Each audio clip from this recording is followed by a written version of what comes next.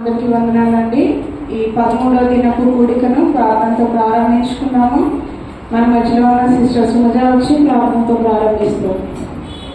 పరిశుద్ధమైన మా గొప్ప తండ్రి యేసయ్య స్తోత్రం తండ్రి. ఈ దినాలుగా అనుగ్రహించి ప్రభా ఈ శ్రమల కాల ధ్యాన దినాల్లో ప్రభా ఈ 13వ దినాన మేము ప్రభా నీ సన్నిధిలో కూడుటకు మీరు ఇచ్చిన ధన్యతను బట్టి నీకు వేలాది వందనాలు చెల్లిస్తున్నాను తండ్రి. వచ్చిన బిడ్డలందరినీ మీరు దీవించి ఆశీర్వదించినందుకు నీకు వేలాది వందనాలు చెల్లిస్తున్నాను తండ్రి. ఇంకా నువ్వు ప్రభా ఎవరైతే మాకు మధ్యలో ఉన్నారో వారిని త్వరపట్టి ప్రభా సంఘానికి నడిపించమని వేడుకుంటున్నాను తండ్రి. ప్రభా ఇంతవరకు ప్రభా ఈ కొడుకులన్నింటిలో మీరు తోడుగా ఉన్నందుకు వందనాలు. మీ సహాయాన్ని దయచేస్తున్నందుకు వందనాలు తండ్రి. మేము వాక్యం ద్వారా ఎన్నో మేలు పొందుకోగలటకు ప్రభా అయిన వాక్యాన్ని అనుసరించి నడుచుటకు మీ సహాయాన్ని దయచేస్తున్నందుకు వందనాలు చెల్లిస్తున్నాను తండ్రి. మాకందరికీ ప్రభా ఈ ఎండాకాల సమయంలో ప్రభానైనా మీరు ఇస్తున్న కాపుదలను బట్టి మీకు వేలాది వందనాలు చెల్లిస్తున్నాను తండ్రి. ప్రభా సంఘాన్ని మీరు భద్రపరిచి క్షేమాన్ని దయచేస్తున్నందుకు వందనాలు చెల్లిస్తున్నాను తండ్రి. ప్రభా ఈ సమయంలో ఈ కొడుకును ఆరంభించుకొని పోతుండగా ప్రభానైనా మా స్థితుల ద్వారా మీరే ఆధిపత్యం వహించి ప్రభానైనా నీకే మహిమంతా ప్రభావం చెల్లుటకు నీ సహాయాన్ని దయచేయండి తండ్రి. ప్రభా అలానే వాక్యం వచ్చిన బిడ్డను మీరే మరుగుపరిచి మాకు కావాల్సిన జీవాహారాన్ని దయచేయమని వేడుకుంటున్నాను తండ్రి. అలాగే ప్రభానైనా మేమందరము కూడా వినేదాన్ని అనుసరించి జీవించటకు నీ సహాయం తెచ్చండి. మాకు అందరికీ రావాల్సిన మెండైన దీవెన ఆశీర్వాదాలు మీరు అనుగ్రహించి నడిపించి చూపించుకొని వేడుకుంటూ ఈ చిన్న ప్రార్థన సన్నిధానాన్ని చేర్చుకోమని నన్ను నేను తగ్గించుకుంటూ నేను నామాన్ని హెచ్చిస్తూ యేసు పరిశుద్ధ నామం వేడుకుంటూ ప్రార్థిస్తున్నాను తండ్రి. అదిగో కరువరి మెట్లకు దారదిగో అదిగో అల్లదిగో కల్వరి మెట్లకు దారదిగో ఆ ప్రభువును వేసిన సిలువదిగో అదిగో Oh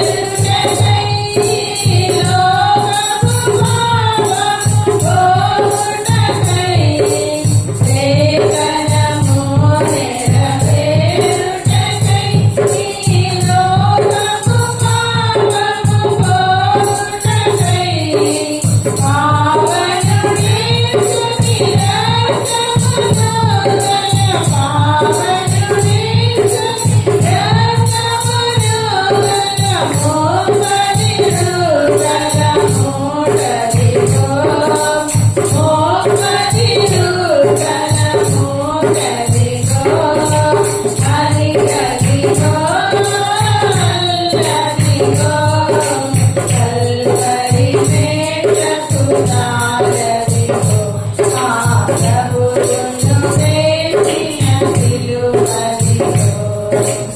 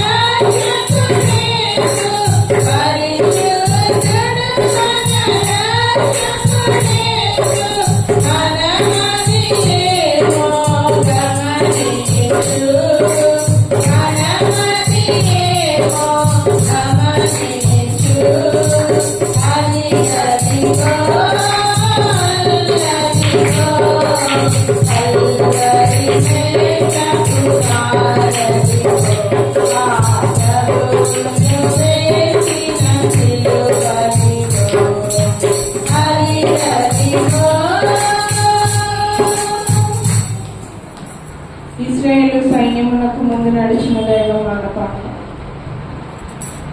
ఇశ్రాయేలు సైన్యమునకు ముందు నడిచిన దైవమా, ఇశ్రాయేలు సైన్యమునకు ముందు నడిచిన దైవమా, నేడు మాతో కూడా నుండి మాము నడిపించుము, నేడు మాతో కూడా నుండి మాము నడిపించుము. సొలొమోను దేవాలయములో మేఘము కనిపించగా, సొలొమోను ఆలయములో మేఘము కనిపించగా, యాజకులు నీ తేజ మహిమకు నిలువలేకపోయిరి, యాజకులు నీ తేజ మహిమకు నిలువలేకపోయిరి.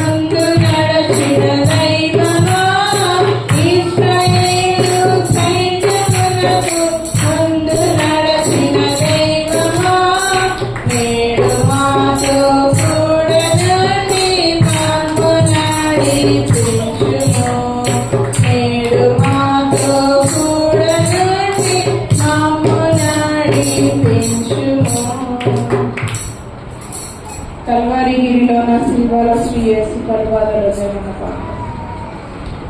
కల్వారి గిరిలో నా సిల్వాలో శ్రీ యేసు కలువాదలో నేను ఘోర బాధలు పొందెను, ఘోర బాధలు పొందెను. నీ కోసమే అది నా కోసమే, నీ కోసమే అది నా కోసమే. ప్రతిమానికి రూపునిచ్చే అతనికి రూపు లేదు, ప్రతిమానికి రూపునిచ్చే అతనికి రూపు లేదు. 10,000లో అతి ప్రియుడు పరిహాసములను అందినాడు. 10,000లో అతి ప్రియుడు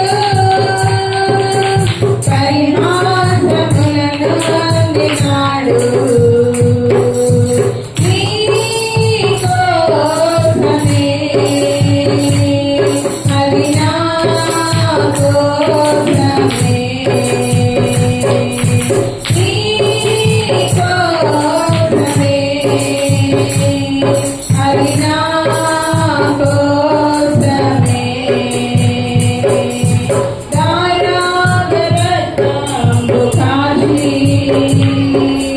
దాహముదాహమనెను, దారాగరత్నము కాచి దాహముదాహమనెను.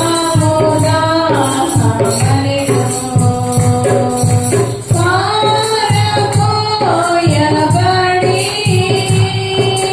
పాపముగా చేయబడి, పారబోయబడి పాపముగా చేయబడి.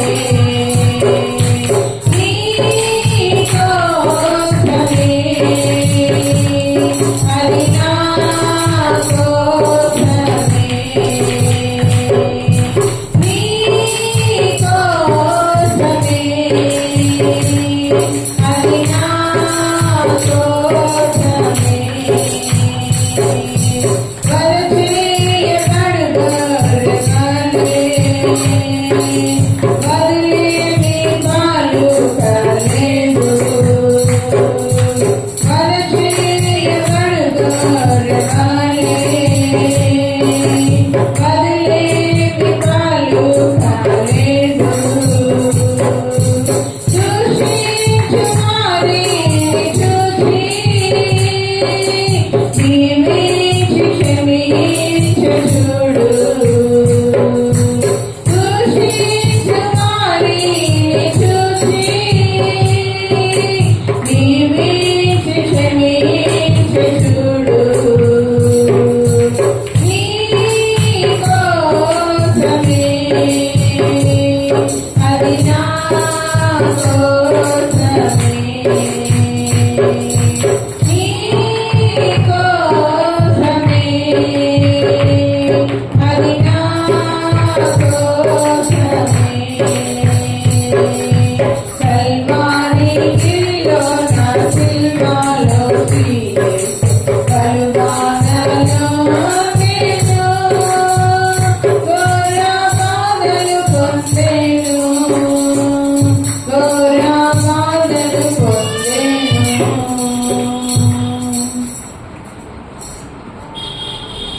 ప్రత్యేకమైన పాట పాడాలనుకుంటే ముందుకు రావాల్సిందిగా కోరుతున్నాను.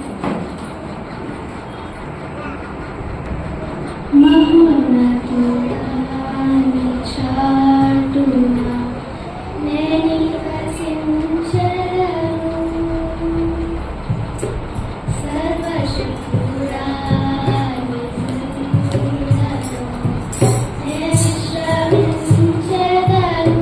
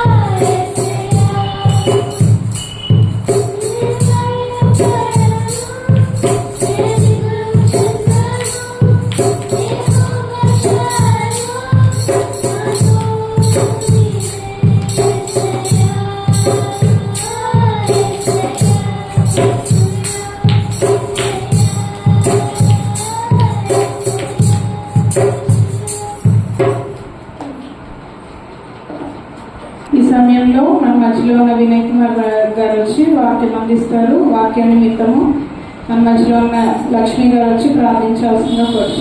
లక్ష్మి గంగయ్య. పరిశుద్ధుడైన నా తండ్రి, నా దేవానికి స్తుతులు స్తోత్రములు నాయన నేను నా నేడు నిరంతరం నీవేమో నాయన ప్రభు. నా తండ్రి, నా ప్రభు ఇదిగో నాయన ఈ వాక్యంలో నాయన ప్రభు ఇదిగో నాయన వాక్కు ముప్పినప్పుడు నాయన బిడ్డతో నువ్వు మాట్లాడు నాయన ప్రభు. ఆయన కాదు మాట్లాడేది నాయన, నువ్వే ఉండి నువ్వే మాట్లాడి ప్రభు. మాకు ఏ ఆజ్ఞలు కావాలో మాకు ఇచ్చి నాయన నీ సహాయం చేస్తున్నాయన. నీ పరిశుద్ధమైన నా తండ్రి, నా ప్రభా నీకే స్తుతులు స్తోత్రములు తండ్రి. నాయన నా ప్రార్థన ప్రతిఫలం వేసి చిన్న ప్రార్థన ప్రాసన చేర్చుకుని పరిఫలం వేసి నాయన యేసునామములో అడుగుతున్నాను తండ్రి, ఆమేన్. ప్రియులందరికీ కూడా ప్రభు పేరుగా వందనాలు తెలియజేసుకుంటున్నాను. ఈ యొక్క శ్రమల కాల దినాల్లో మరి దేవుడు మరి 12 దినాలు మన జీవితాల్లో మరి గడిచిపోయినప్పటికీ 13వ దినాన మన అందరినీ కూడా సజీవులుగా ఉంచి మరి దేవుని స్తుతించడానికి, దేవుని మహిమపరచడానికి, మరి నీ పక్షంగా నీ కుటుంబ పక్షంగా మరి మన యొక్క జీవితాల్లో దేవుడు చేసిన ప్రతి మేలులో జ్ఞాపకం చేసుకోవడానికి, ముఖ్యంగా ఈ యొక్క శ్రమల కాల దినాల్లో కుటుంబంగా దేవుని సన్నిధికి రావడానికి దేవుడు ఇచ్చిన గొప్ప తరుణాన్ని బట్టి కూడా వందనాలు తెలియజేసుకుంటున్నాను. దేవుని సంగమా, ఈ యొక్క ప్రత్యేక సమయంలో ఒక మాటను మీకు జ్ఞాపకం చేయాలని నేను ఆశపడుతున్నాను. మరి ఈ యొక్క శ్రమల కాల దినాల్లో మన జీవితాల్లో అనేకమైనవి జరిగిపోయినాయి, అనేక సంవత్సరాలు మనకి జరిగిపోయినాయి. మరి శ్రమలు ఎందుకు మనం జ్ఞాపకం చేసుకుంటాం? మరి దేవుడు మరి అపోస్తుడైన పౌలు అంటున్నాడు కదా, మరి దేవుని బిడ్డలుగా మనం ముందుకు కొనసాగుతున్న వేళ విశ్వాసకర్తలుగా నీతిమంతులుగా తీర్చబడిన మనము మరి దేవునితో సమాధానం దేవుడు మనకు కలుగజేస్తాడని మరి అపోస్తుడైన పౌలు తెలియజేస్తున్నాడు. అంతేకాకుండా మరి పాపమును మరణమును ఆదామును ద్వారా వచ్చినవని అపోస్తుడైన పౌలు తేటగా తెలియజేస్తున్నాడు. అంతేకాకుండా నీతియు జీవము యేసుక్రీస్తు ద్వారా వచ్చి ఉన్నదని కూడా మరి అపోస్తుడైన పౌలు తేటగా తెలియజేస్తున్నాడు. మరి యొక్క సమయంలో మనం జ్ఞాపకం చేసుకున్నట్లయితే మరి మనం చూసినట్లయితే రోమా పత్రిక 5వ అధ్యాయం 6వ వచనాన్ని ఒకసారి చదువుకుందాం. ఏలయనగా మనం ఇంకా బలహీనులమై ఉండగా క్రీస్తు యుక్తకాలం భక్తిహీనుల కొరకు చనిపోయాను. మరి నిజంగా ఇది మీకు ఒక మాటను నేను జ్ఞాపకం చేయాలని తలంచుతున్నాను. యేసుక్రీస్తు ప్రభు వారు ఎందుకు చనిపోయారు అనే దాన్ని బట్టి మీకు తెలియపరచాలని మరి మాటలను జ్ఞాపకం చేస్తున్నాను. అపోస్తుడైన పౌలు తేటగా తెలియజేస్తున్నాడు. రోమా సంఘంలో రోమీలకు తెలియజేస్తున్నాడు. ఎలా అనగా మనం ఇంకను బలహీనులమై ఉండగా క్రీస్తు యుక్త కాలమున భక్తిహీనుల కొరకు చనిపోయేను.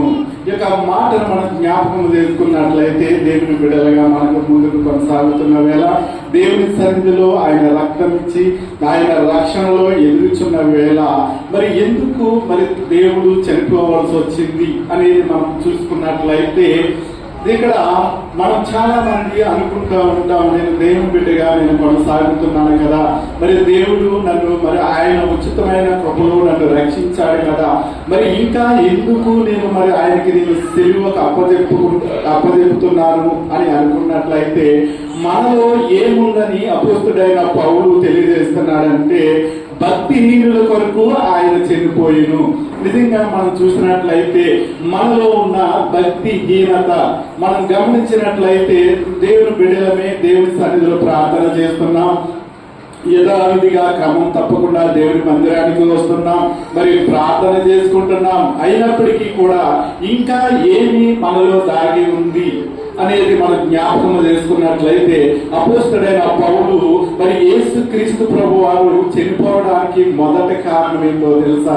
నిన్ను నన్ను రక్షించుకున్న ఆ క్రీస్తు ప్రభు వారు చనిపోవడానికి మనలో ఎక్కడో భక్తిహీనతను జ్ఞాపకం చేస్తున్నాడు. అపోస్తుడైన పౌలు తేటగా తెలియజేస్తున్నాడు, భక్తిహీనుల కొరకు ఆయన చనిపోయెను అని మరి ఇక్కడ తేటగా తెలియజేస్తున్నాడు. మరి నిజంగా మనం చూసుకున్నట్లయితే మనలో ఏముంది భక్తిహీనత మనం గమనించినట్లయితే నిన్నటి దినాన మనం జ్ఞాపకం చేశారు పాస్టర్ గారు, మరి గొప్ప మాటను జ్ఞాపకం చేశారు. మనం ఆలోచన చేసుకున్నట్లయితే ఎబ్బేజుని జ్ఞాపకం చేసుకున్నట్లయితే మరి ఆ తల్లి ఎంతో వేదనలో కన్నది వారి తల్లి అయినప్పటికీ కూడా అందరిలో మరి సహోదరుల కంటే గనుడిగా ఎంచబడినట్లుగా మనం చూస్తా ఉన్నాం. మరి ఎబ్బేజులో ఉన్న ఆ యొక్క హృదయం ఎటువంటిది అని మనం జ్ఞాపకం చేసుకున్నట్లయితే, ఎబ్బేజులో ఉన్న ఆ యొక్క 4 మాటలు మనం జ్ఞాపకం చేసుకున్నట్లయితే సంపూర్ణముగా దేవునికి సమర్పించుకున్నారు. ఇది నీవు నేను కూడా చూసినట్లయితే మీ ఎందుకు భక్తిహీనుల కొరకు చనిపోవలసి వచ్చింది? అసలు మనలో ఉన్న భక్తిహీనత అంటే ఏమిటి? దేవుని మందిరానికి వెళ్దాం అనుకుంటాము కానీ దేవుని సన్నిధిలో మరి శ్రమల కాల దినాల్లో ప్రతి వారం ప్రతి దినము దేవుని మందిరంలో నేను ఉండాలి అని అనుకుంటాం. కానీ వెళ్దాం అనుకునే టయానికి మళ్ళీ మధ్యలో ఆగిపోయే వరకు ఉంటాం. అదే భక్తిహీనత. నిజంగా మనం చూసుకున్నట్లయితే కీర్తనలో 1:1 చదవండి ఒకసారి. దుష్టుల ఆలోచన చెప్పున నడవక, పాపుల మార్గం నిలవక, అపవాసములు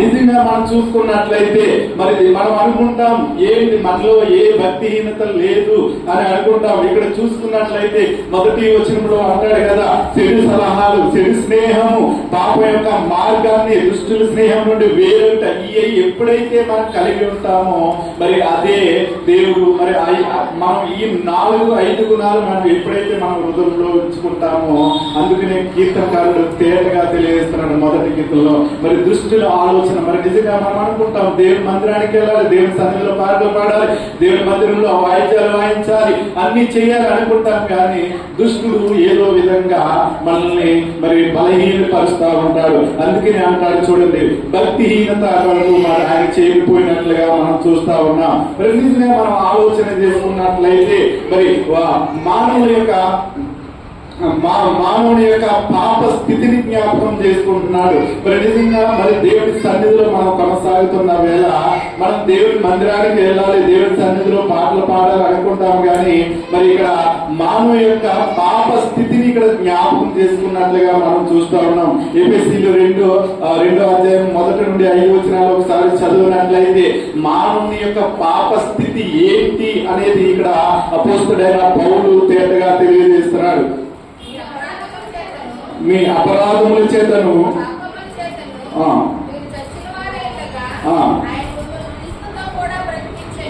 ఆయన మిమ్మల్ని క్రీస్తుతో కూడా బ్రతికించెను. చదవడమ్మా. మీరు వాటిని చేయొచ్చు వాయుమండల సంబంధమైన అధిపతిని అనగా అవిధేయులైన వారిని ఇప్పుడు ప్రేరేపించు శక్తికి అధిపతిని అనుసరించి ఈ ప్రపంచ ధర్మము చెప్పున మునుపు నడుచుకుంటుంది. ఇదిగో మనం గమనించినట్లయితే అపోస్తలుడైన పౌలు తేటగా తెలియజేస్తున్నాడు, ఎఫెసీయుల సంఘానికి తేటగా తెలియజేస్తున్నాడు. మానవ యొక్క పాప స్థితిని జ్ఞాపకం చేసుకుంటున్నాడు. ఈ లోక అధిపతిని ఎక్కువగా ప్రేమించే వారిగా ఉంటాం, ఈ లోక ఆశలను మనం ఎక్కువగా ప్రేమించే వారిగా ఉంటాం, ఈ లోకంలో ఉన్న ఉన్నతమైన వాటికి మనం వేగిరపడే ఉంటాం. అదే నిజంగా భక్తిహీనత అంటే అదే. అందుకనే దేవుడు యేసుక్రీస్తు ప్రభు వారు జ్ఞాపకం చేసుకుంటూ మరి అపోస్తలుడైన పౌలు తేటగా తెలియజేస్తున్నాడు, మరి నిన్ను నన్ను ప్రేమించిన ఆ దేవాది దేవుడిని మరి దేవుడు మనకు జ్ఞాపకం చేసి మనలో ఉన్న భక్తిహీనత మరి చూసుకున్నట్లయితే మన అపరాధముల చేత పాపముల చేత మీరు చచ్చిన వారై ఉండగా ఆయన మిమ్మును క్రీస్తుతో కూడా బ్రతికించెను అంటున్నాడు. నిజంగా మనం చూడండి మన అపరాధములు ఏ విధంగా ఉంటున్నాయో. మనం చచ్చిన వారై ఉండగా ఆయన రక్త ప్రాణం ఇచ్చి నీ కొరకు నా కొరకు మరి ఆయన రక్తాన్ని కాచి మనల్ని బ్రతికించినట్లుగా మనం చూస్తా ఉన్నాం. నిజంగా మనం గమనించినట్లయితే నేను అనుకుంటా ఉన్నా, నేను నా హృదయంలో ఎటువంటి భక్తిహీనత లేదు. నేను దేవునికి ఎప్పటికీ కృతజ్ఞతాస్తుతులు చెల్లిస్తున్నాను, ఎప్పటికీ దేవుని మహిమపరుస్తున్నాను, మరి దేవుని మందిరానికి క్రమం తప్పకుండా వెళ్తున్నాను అనుకుంటామే గాని దేవుడు మరి సాతాను మన హృదయంలో ఏదో ఒక బలహీనత పెడతా ఉంటాడు. అందుకనే మరి ఇక్కడ మనం మొదటిగా చూసుకున్నట్లయితే యేసు క్రీస్తు ప్రభు వారిని సిలువగా అప్పగించడానికి గల మొదటి కారణం ఏంటో తెలుసా? మనలో ఉన్న భక్తిహీనత. నిజంగా మనం చూసుకున్నట్లయితే మనలో ఉన్న భక్తిహీనతను మనం ముందుగా గ్రహించే వారిగా ఉండాలని దేవుని వాక్యము తేటగా తెలియజేస్తుంది. మరి నిజంగా మనం చూసుకున్నట్లయితే మరి కృప ద్వారా రక్షణ దయచేస్తారని అంటున్నాడు. మరి నిజంగా మనం ఆలోచన చేసినట్లయితే మరి దేవుని యొక్క మాటలు మనం చూసుకున్నట్లయితే ఇక్కడ అంటాడు తీతు 3:5 చదవండి ఒకసారి. తీతు రాసిన పత్రిక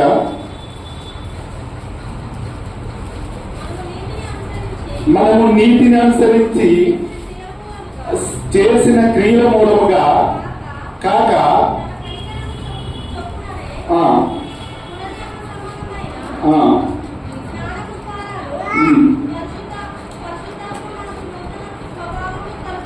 నిజంగా మనం చూసినట్లయితే మరి ఆయన యొక్క కృప ద్వారా రక్షణ కలిగేదంటే మరి నిజంగా మనం ఆలోచన చేసుకున్నట్లయితే దేవుడు మరి ఆయన యొక్క కృప ద్వారా రక్షణ కలిగేస్తున్న భక్తిహీనమైన మనం భక్తిహీనతో ఆయన్ని మరి చెడిపోయిన వారిగా మనం చేసినప్పటికీ కూడా దేవుడు మనల్ని జ్ఞాపకం చేసుకుని మరి కృప ద్వారా రక్షణ కలిగజేస్తానంటున్నాడు. మరి అంత మాత్రమే కాకుండా దేవుని యొక్క ప్రేమను మనకు తేటగా తెలియజేస్తుంది, మరి దయచేస్తాడని మరి ఇక మరి అపోస్తుడైన పౌలు తేటగా తెలియజేస్తున్నాడు. నిజంగా మనం చూసుకున్నట్లయితే మరి ఆయన మొదటిగా మనం చూసుకున్నట్లయితే మరి ఆయన యొక్క మన యొక్క భక్తిహీనతకు కొరకు ఆయన చెడిపోయినట్లుగా మనం చూస్తా ఉన్నాం. రెండోదిగా మనం చూసుకున్నట్లయితే పాపుల కొరకు ఆయన చెడిపోయినని మరి అపోస్తుడైన పౌలు తేటగా తెలియజేస్తున్నాడు. రోమపత్రిక 5:8 ఒకసారి చదువుతున్నాం. ఎందుకనగా ఇట్టి నిరీక్షణ మనల్ని సిగ్గుపరచదు, మనకు అనుగ్రహింపబడిన పరిశుద్ధాత్మ ద్వారా దేవుని ప్రేమ మన హృదయంలో కుమ్మరింపబడి ఉన్నది అంటున్నాడు. అయితే చూడండి, నిజంగా మనం చూసుకున్నట్లయితే ఆయన రెండోదిగా మనం గమనించినట్లయితే ఆయన ఎందుకు చనిపోవలసి వచ్చింది అంటే పాపుల కొరకు ఆయన చనిపోవలసి వచ్చిందిగా మనం తేటగా తెలియజేస్తున్నాడు. మరి నిజంగా మనం ఆలోచన చేసుకున్నట్లయితే ఇక్కడ అన్నాడు 5వ అధ్యాయం 8వ వచనాన్ని మనకు జ్ఞాపకం. అయితే దేవుడు మన ఎడల తన ప్రేమను వెల్లడిపరచుచున్నాడు. ఎట్లనగా మనం ఇంకనూ పాపులమై ఉండగానే క్రీస్తు మన కొరకు చెడిపోయిన అంటున్నాడు. నిజంగా మనం ఆలోచన చేసుకున్నట్లయితే ఆయన పాపుల కొరకు చెడిపోయినట్లుగా మనం చూస్తా ఉన్నాం. ఈ దినాన శ్రమల కాల దినాల్లో మరి ఆయన యొక్క మరణాన్ని మనం జ్ఞాపకం చేసుకోవడానికి గొప్ప కారణం మనం గమనించినట్లయితే నీలో నాలో భక్తిహీనత కొరకు ఆయన్ని సిలువకు అప్పగించేవారిగా మనం ఉంటున్నాం. రెండోదిగా మనం చూసుకున్నట్లయితే పాపుల కొరకు ఆయన చెడిపోయినని మరి దేవుని వాక్యము తేటగా తెలియజేస్తుంది.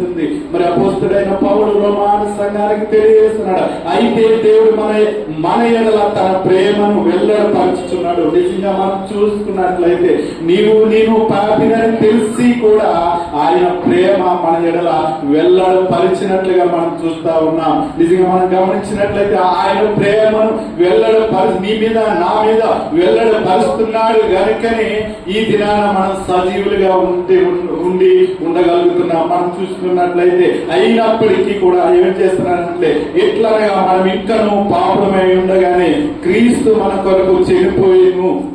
మరి నిజంగా మనం చూసుకున్నట్లయితే ఆయన ప్రేమ మనం గమనించినట్లయితే పరిపూర్ణమైన యేసు క్రీస్తు ప్రేమ ఇక్కడ జ్ఞాపకం చేసుకుంటున్నాడు. నీ పాపం కొరకు మన పాపాల కొరకు ఆయన యొక్క యుక్త వయసులోనే మరి ఆయన సిలువకు అప్పగించినట్లుగా మనం చూస్తా ఉన్నాం. మరి మనం ఆలోచించినట్లయితే రోమా పత్రిక 8వ అధ్యాయం 35వ వచనాన్ని ఒకసారి చదువుకుందామమ్మా. క్రీస్తు ప్రేమ నుండి మనల్ని వెడబాపు వాడెవరు? శ్రమైనను, బాధైనను, హింసైనను, కరువైనను, వస్త్రహీనతైనను, ఉపద్రవమైనను, ఖడ్గమైనను మనల్ని ఎడబాపున ఇందును గూర్చి వ్రాయబడినదేమనగా, నిన్ను బట్టి దినమెల్లా మేము వధింపబడిన వారము, వదకు సిద్ధమైన గొర్రెలమని మేము ఎంచబడి ఉన్నాం. నిజంగా మనం చూసుకున్నట్లయితే ఇక్కడ అంటున్నాడు, క్రీస్తు ప్రేమ నుండి మనల్ని ఎడబాపు వాడు ఎవడు? శ్రమైన, బాధైన, హింసైన, కరువైన, వస్త్రహీనతైన ఏదైనప్పటికీ కూడా మరి నీ శ్రమలన్నీ కూడా మరి నేను మరి ఆ సిలువలో మరి పొంది ఉన్నానని ఇక్కడ తేటగా తెలియజేస్తున్నాడు. మరి చూడండి, దీని గురించి వ్రాయబడినది ఏమనగా, నిన్ను బట్టి మరి నిజంగా నీ పాపమును బట్టి, నా పాపమును బట్టి ఇక్కడ అంటున్నాడు, నిన్ను బట్టి దినమెల్లా మేము వధింపబడిన వారము అంటున్నాడు. నిజంగా మనం చూసుకున్నట్లయితే దేవుని ప్రియ సంగమా, ఈ దినాన ఆ కలవరి శిలువలో వేలాడుతున్న యేసయ్యను ఒక్కసారి నువ్వు చూసినట్లయితే మరి ఎందుకు మరి ఆయనని మరి శిలువకు అప్పగించామని మన హృదయాల్లో మనము ఆలోచన చేసుకోవాలి. ఇక్కడ అపోస్తలుడైన పౌలు తేటగా తెలియజేస్తున్నాడు, నిన్ను బట్టి దినమెల్లా మేము వధింపబడిన వారము, వదకు సిద్ధమైన గొర్రెలమని మేము ఎంచబడిన వారం అంటున్నాడు. నిజంగా మనం ఆలోచన చేసుకున్నట్లయితే మరి నిన్ను బట్టి, నన్ను బట్టే కదా ఆ యేసయ్య మరి ఆ కలవరి శిలువలో మరి తన ప్రాణాన్ని త్యాగం చేసినట్లుగా మనం చూస్తా ఉన్నాం. మరి నిజంగా చూడండి, నీ శ్రమను బట్టి, మరి ఇక్కడ నీ బాధను బట్టి, నీ హింసను బట్టి, నీ కరువును బట్టి, వస్త్రహీనతను బట్టి నిజంగా మనం చూసుకున్నట్లయితే, మనం గమనించినట్లయితే మరి ఆయన మన పాపములకు ఆయన సిలువగా అప్పగించినట్లుగా మనం చూస్తా ఉన్నాం. మరి మూడవదిగా మనం చూసుకున్నట్లయితే మరి నిన్ను నన్ను కూడా ఉగ్రత నుండి మనల్ని రక్షించుటకు ఆయన చనిపోయి ఉన్నట్లుగా మనం చూస్తా ఉన్నాం. మరి నిజంగా మనం గమనించినట్లయితే యేసు క్రీస్తు ప్రభు వారు మరి సిలువలో చనిపోవడానికి గల కారణం ఏంటో తెలుసా? నిన్ను నన్ను కూడా ఈ లోక ఉగ్రత నుండి తప్పించడానికి ఆయన చనిపోయిందని ఇక్కడ తేటగా తెలియజేస్తున్నాడు. రోమా రాసిన పత్రిక 5:9 చదువుకున్నట్లయితే, కాబట్టి ఆయన రక్తము వలన ఇప్పుడు నీతిమంతులుగా తీర్చబడి మరింత నిశ్చయముగా ఆయన ద్వారా ఉగ్రత నుండి రక్షింపబడదుము అంటున్నాడు. నిజంగా మనం చూసుకున్నట్లయితే ఇక్కడ మరి అపోస్తలుడైన పౌలు తేటగా తెలియజేస్తున్నాడు ఒక్కొక్క మాట. ఆయన సిలువకి అప్పగించడానికి మరి కారణాలను ఇక్కడ తేటగా తెలియజేస్తున్నాడు. నీ బలహీనత, మన యొక్క భక్తిహీనతను బట్టి ఆయన సిలువకి అప్పగించాము. మన పాపమును మనం పాపులమని తెలిసి ఆయన మన పాపముల నిమిత్తము ఆయన సిలువకి అప్పగించబడినట్లుగా మనం చూస్తూ ఉన్నాం. మూడోదిగా మనం గమనించినట్లయితే నిన్ను నన్ను పాపులమైన మనల్ని మరి ఆయన ప్రేమించి తన ప్రేమను వెల్లడపరిచి మరి ఈ యొక్క ఉగ్రత నుండి తప్పించడానికి ఆయన చేయకపోయినట్లుగా మనం చూస్తా ఉన్నాం. దేవుని ప్రియ సంగమా, ఈ దినాలను జ్ఞాపకం చేసుకున్నట్లయితే ఇక్కడ అంటున్నాడు చూడండి, మరి ఎంతో ఉగ్రత అంటే ఆయన యొక్క కోపం నుండి రక్షింపబడతామని ఇక్కడ తేటగా తెలియజేస్తున్నాడు. మరి నీతిమంతులుగా తీర్చుటకు క్రీస్తు రక్తము మరి రక్తంలో నేను కడగబడడానికి మరి దేవుడు మన ఉగ్రత నుండి మరి తప్పించినట్లుగా మనం చూస్తూ ఉంటాం. రోమీయులకు రాసిన పత్రిక 1:18 మనం చూసుకున్నట్లయితే 1:18 దుర్నీతి చేత సత్యములను అడ్డగించుచు మనుషుల యొక్క సమస్త భక్తిహీనత మీదను దుర్నీతి మీదను దేవుని కోపము పరలోకము నుండి బయలుపరచబడుచున్నది అంటున్నాడు. మరి నిజంగా మనం చూసుకున్నట్లయితే మరి మనం ఈ లోకంలో జీవిస్తున్న వేళ మరి తన యొక్క మరి యొక్క లోక ఉగ్రత నుండి నిన్ను నన్ను తప్పించడానికి మరి ఆ యొక్క యేసు క్రీస్తు ప్రభు వారు మరి ఆ యొక్క ఉగ్రత నుండి తప్పించడానికి మరి ఆయన సిలువకి ఎక్కినట్లుగా మనం చూస్తా ఉన్నాం. ఆయన చనిపోయినట్లుగా మనం చూస్తా ఉన్నాం. దేవుని ప్రియ సంగమా, ఈ దినాన నీవు నేను కూడా మనం జ్ఞాపకం చేసుకున్నట్లయితే మరి యేసు క్రీస్తు క్రీస్తు ప్రభు వారు ఎందు నిమిత్తము చనిపోవలసి వచ్చిందో ఇక్కడ తేటగా తెలియజేస్తున్నాడు. మరి నిజంగా మనం ఆలోచన చేసుకుందాం. మరి దేవుని బిడ్డలుగా ముందుకు కొనసాగుతున్న వేళ దేవుని సన్నిధిలో అనేక దినాలుగా మరి దేవుడిచ్చిన రక్షణను మనం జ్ఞాపకం చేసుకుంటూ ముందుకు కొనసాగుతూ ముందుకు నడుస్తున్న వేళ మన జీవితం ఏ విధంగా ఉందో మనం జ్ఞాపకం చేసుకోవాలి. ఇంకా కూడా మరి మనం జ్ఞాపకం చేసుకున్నట్లయితే అనేక సంవత్సరాలుగా ఈ శ్రమల కాల దినాలు మనం పాటిస్తూ ఉన్నాం. మరి నీ జీవితం నా జీవితం ఎలా ఉంది?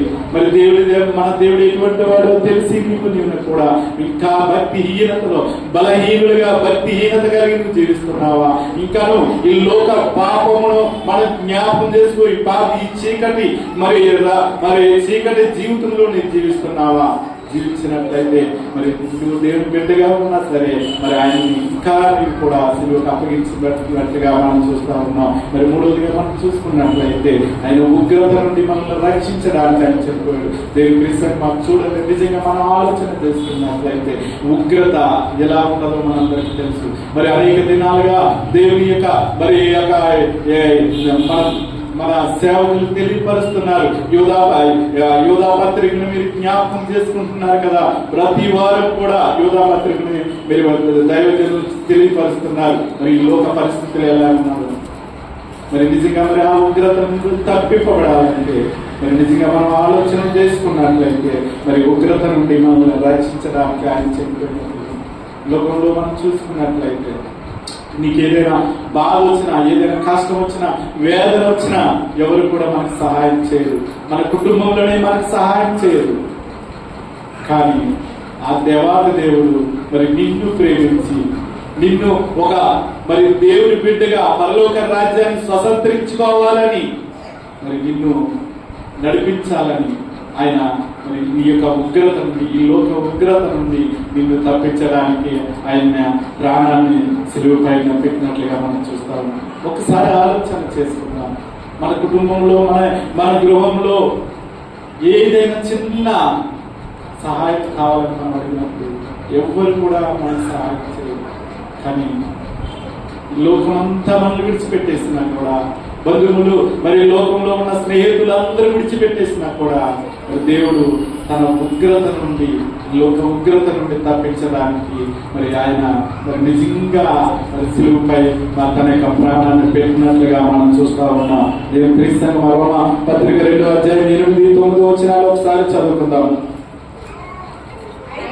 అయితే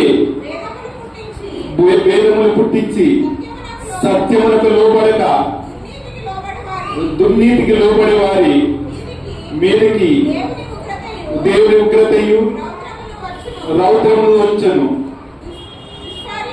దుష్కార్యము చేయు ప్రతి మనిషిని ఆత్మకు మొదట యూదునికి గ్రీసు దేశస్థునికి కూడా శ్రమయు వేదనయు కలుగును. ఇక్కడ మనం జ్ఞాపకం చేసుకున్నట్లయితే మరి ఈ లోకంలో అనేక శ్రమలు మొదట ఎవరికి వస్తాయంటున్నాడంటే తెలుసా? యూదునికి, దేవుని చేత పిలువబడిన యూదులు మనకు పిలువబడుతున్న నీకు నాకు, మరి దేవుని పిల్లలుగా పిలువబడుతున్న నీకు నాకు వస్తాయని తేటగా తెలియజేస్తున్నాడు. మరి నిజంగా శ్రమల నుండి, ఆ ఉగ్రత నుండి మరి దేవుడు నిన్ను నడిపిస్తాడు, దేవుడు నిన్ను బలపరుస్తాడు. మరి అందుకే ఆయన మరి సిలువపై ఆయన మరణించవలసిందిగా వచ్చినట్లుగా మనం చూస్తా ఉన్నాం. 4వదిగా మనం చూసుకున్నట్లయితే దుష్ట కాలము నుండి విమోచించుటకు చనిపోయిను. మరి దుష్ట కాలము నిజంగా మనం చూసుకున్నట్లయితే మరి ఆయన 4వదిగా మరి దుష్ట కాలం, ఈ లోకంలో రాబోతున్న కాలం ఏ విధంగా ఉంటారో తెలుసా? దుష్ట కాలము. మరి నువ్వంటే ఎవరో తెలీదు, మరి నీ పక్క వారే నిన్ను వెలివేసినట్లుగా ఉంటారు. అటువంటి దినాలు వస్తున్నాయి. మరి అటువంటి దినాల్లో నిన్ను విమోచించడానికి, నీ బిడ్డగా మరి ఎన్నుకోవడానికి, ఆయన బిడ్డగా మరి ఆయన సన్నిధిలో నిన్ను మరి నిలబెట్టడానికి ఆయన చేరిపోయినట్లుగా మనం చూస్తా ఉన్నాం. గలతీయులు రాసిన పత్రిక 1వ అధ్యాయం 4వ వచనాన్ని చదువుకుందాం. మన తండ్రి అయిన దేవుని చిత్త ప్రకారము క్రీస్తు మనలను ప్రస్తుతపు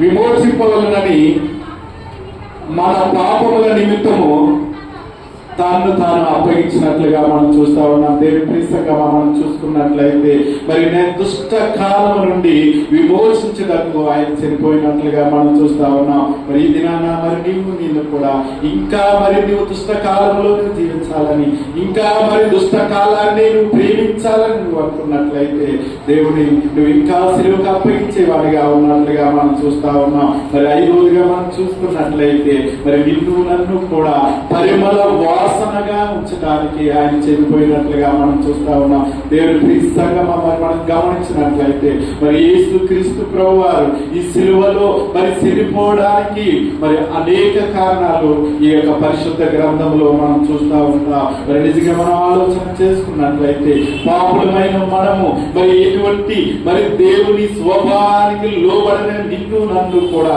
మనం పరిమళ వాసనగా ఉండడానికి నిజంగా మనం చూడండి, మనము దేవుని బిడ్డలుగా మనము మరి పరిమళ వాసనగా ఉండాలని ఆయన చనిపోయినట్లుగా మనం చూస్తా ఉన్నాం. మరి తనను తాను అప్పగించుకున్నాడు. ఇదిగో నేను ప్రేమించిన నా బిడ్డలు, ఇదిగో నేను ప్రేమించిన నా కుమార్తె, నా కుమారుడు, నేను మరి నేను పిలిచిన నా బిడ్డలందరూ కూడా పరిమళ వాసనగా ఉండాలని ఆయన మరి సిలువకు అప్పగించినట్లుగా మనం చూస్తా ఉన్నాం. దేవుని ప్రియసంగా చూడండి, నీ పట్ల నా పట్ల ఎంత ప్రేమ కలిగి దేవాతి దేవుడు ఉన్నాడో ఆ యేసు క్రీస్తు ప్రభు వారు మరి సిలువకు అప్పగించినట్లుగా మనం చూస్తాం. నిన్ను నన్ను కూడా పరిమళ వాసనగా చేయడానికి దేవుడు మరి సిలువలో మరణించినట్లుగా మనం చూస్తా ఉన్నాం.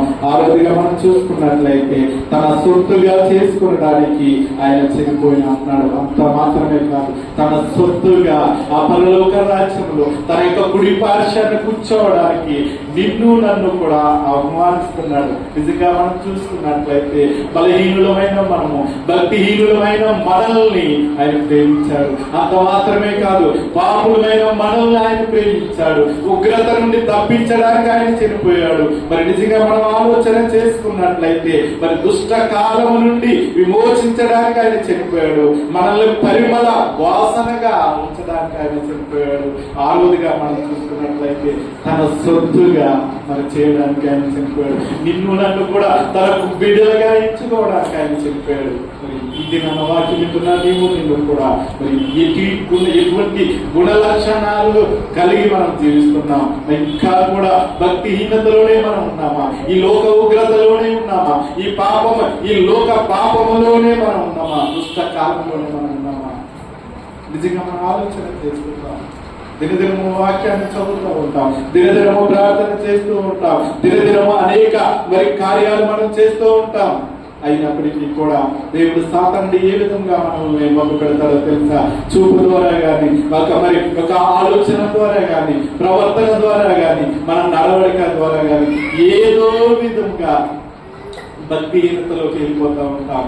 మరి అటువంటి వారిని జ్ఞాపకం చేసుకోవడానికి మరి ఆ భక్తిహీనతలోకి వెళ్లకుండా దేవుడు అనేక వాగ్దానాలతో నిన్ను నన్ను బలపరుస్తూ ముందుకు కొనసాగుతున్నాడు. మరి నిజంగా మరి తన సొత్తుగా చేసుకుని మరి ఆయన నిన్ను నన్ను ప్రేమించి తన సొత్తుగా చేసుకుని తన ప్రాణాన్ని మన కొరకు బలిగా అర్పించాడు. దేవుని ప్రియసంగమా, ఈ దినాన చూడండి, ఎంతో మందికి లేని ధన్యత దేవుడు మనకిచ్చాడు. ఎంతో మంది లేని ధన్యతను దేవుడు మనకిచ్చాడు. మనం గమనించినట్లయితే మరి చివరిగా మనం చూసుకున్నట్లయితే 7వదిగా మనం చూసుకున్నట్లయితే మనను మరణం నుండి విడిపించడానికి ఆయన చనిపోయాము. నిజంగా మనం చూసుకున్నట్లయితే మరి ఈ లోక మరణం నుండి మళ్ళీ ఎవరైనా తప్పించవచ్చేమో కానీ మరి ఆ యొక్క నరకం నుండి ఆ యొక్క పరలోక రాజ్యంలో ఆ అగ్ని నరకం నుండి ఆయన మరి తప్పించడానికి ఆయన నిన్ను నన్ను తప్పించడానికి ఆయన సిలువకి అప్పగించినట్లుగా మనం చూస్తూ ఉన్నాం. దేవుని ప్రియసంగమా, ఇది మనం జ్ఞాపకం చేసుకోవచ్చు. ఈ లోకానుసారమైన రీతిలో మనం దేవుని బిడ్డలుగా అని మరి ఎంతో మరి నేను క్రైస్తవులని మనకు అనుకోవచ్చు. కానీ దేవుడు నీ కొరకు నా కొరకు ఎందుకు చనిపోయాడో నువ్వు ఆలోచన చేస్తున్నావా? మరి ఆ నిత్య నరకం నుండి, ఆ నిత్య మరణం నుండి విడిపించడానికి ఆ దేవాది దేవుడు మరి నిన్ను ఆయన సిలువకు అప్పగించినట్లుగా మనం చూస్తా ఉన్నాం. మరి మనం ఆలోచన చేసుకున్నట్లయితే ఈ యొక్క సిలువ కాల ధ్యానంలో మరి ఆయన సిలువని గురించి ఎక్కువగా మనం ధ్యానం చేసుకుంటూ ఉంటాం. మనం ప్రతి ఒక్కరు కూడా మనం జ్ఞాపకం చేసుకోవాలి. ఎందు నిమిత్తం ఆయన సిలువకు అప్పగించాడో ఒకసారి నువ్వు జ్ఞాపకం చేసుకున్నట్లయితే మరి తేటగా అపోస్తుడైన పౌలు రోమాస యొక్క పత్రికల్లో ఆయన మరణాన్ని గురించి అనేక మాటలు తేటగా తెలియజేస్తున్నాడు. మరి నిజంగా మనం జ్ఞాపకం ఉంచుకోవాల్సింది, అయ్యా ఒకవేళ నేను ఇంకా నీ బిడ్డగా మరి నీ యొక్క రక్షణలో నేను ముందుకు వెళ్ళే సమయంలో ఇంకా నాలో భక్తిహీనత ఉంటే నన్ను తీసి మరి ఆ భక్తిహీనత నుండి నన్ను విడుదల చేయ. మరి కీర్తనకారుడు తెలియపరిచాడు కదా, మొదటి అధ్యాయం మొదటి వచనం ద్వారా నాతో మాట్లాడయ్యా, అపవాసులు కూర్చున్న చోట నేను కూర్చుండకుండా అయ్యా మరి నీ యొక్క మాటలకు అయ్యా నీ యొక్క సన్నిధిలో నిత్యము అనేక ఆత్మల కొరకు భారం కలిగి ప్రార్థించే ధన్యత నాకు ఇయ్యా. మరి నాలో నా ఎటువంటి లోక సంబంధమైన బలహీనత నాలో ఉన్నట్లయితే వాటిని విడిచిపెట్టి నీ బిడ్డగా కొనసాగించాయని దేవుని సన్నిధిలో ఎప్పుడైనా అడిగావా?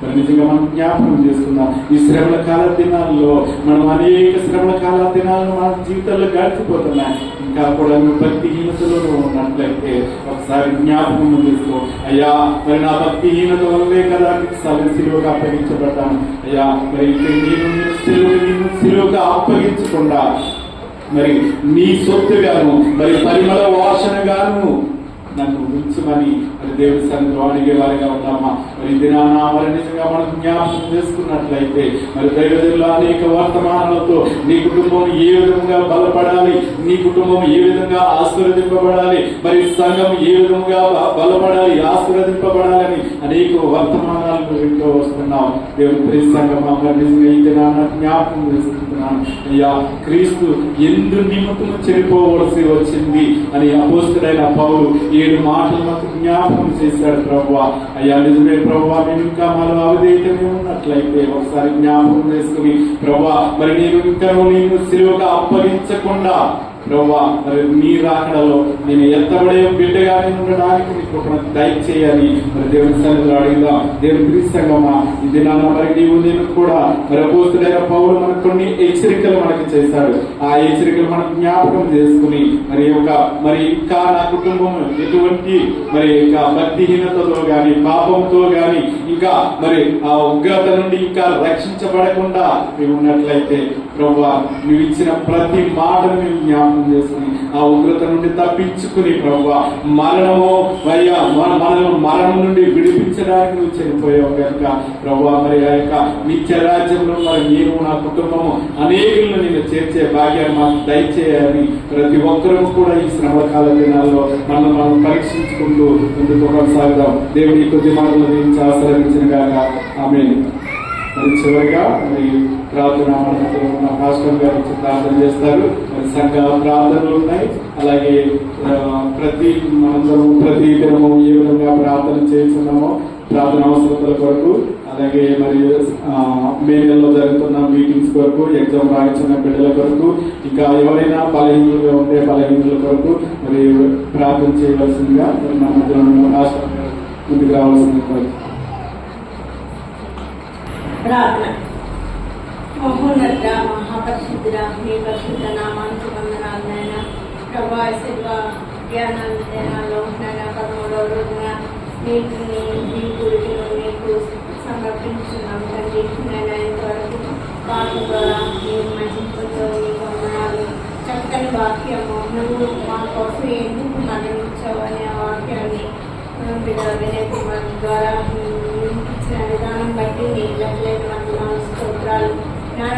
భక్తిహీనతను బట్టి ఉగ్రతను మీరు మమ్మల్ని తప్పించడానికి పరిమిత వాసనలో ఉండడానికి నీ సొత్తుగా మమ్మల్ని ఉంచడానికి నాన్న ఎన్నో మాటలు చెప్పాడు.